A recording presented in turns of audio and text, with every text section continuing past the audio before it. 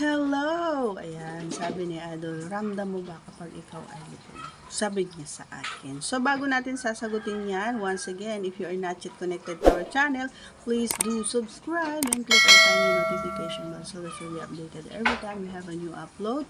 Videos, disclaimer na rin mga idol, ang video ito ay para lamang po sa may bukas ang kaisipan at may malawak na unawa. Kung wala po tayo nito, maaari nyo lamang po mag-skip at mamili ng mga videos na nararapat po para sa inyo.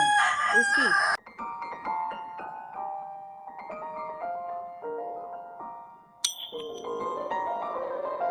So, oo naman, ramdam ko ito.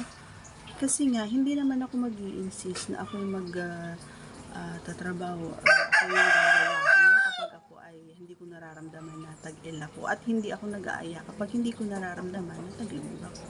So, ramdam na ramdam ko ito mga idol sa sarili ko. Kasi minsan hindi kahit nanonood lang ako or nakaupo lang ako kapag nakakaramdam ako nito is hindi ko hinahayaan na hanggang pangarap lang. Talagang gumagawa ako ng way para maipasok si Junjun doon sa aking PI and para makain ni Junjun si Pitay.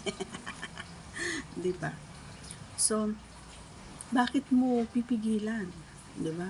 Bakit ko pipigilan yung nararamdaman ko? Ako lang din naman ang magsasuffer.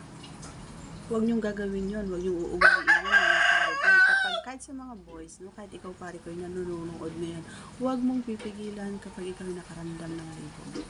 Magtsuko ka. Okay? Ganun lang kasimple.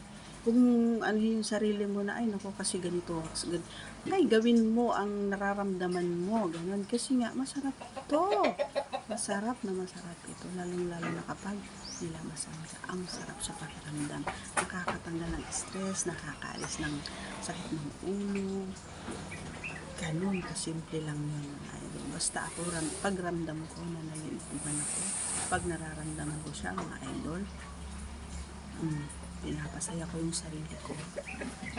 Nahawakan ko siya hanggang sa nilalaro ko na siya.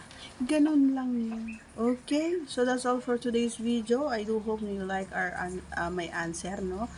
Once again, if you're not yet connected, huwag kalimutang subscribe and click our tiny notification bell so that you'll be updated every time we have a new upload videos. Thanks for watching, everyone. Bye!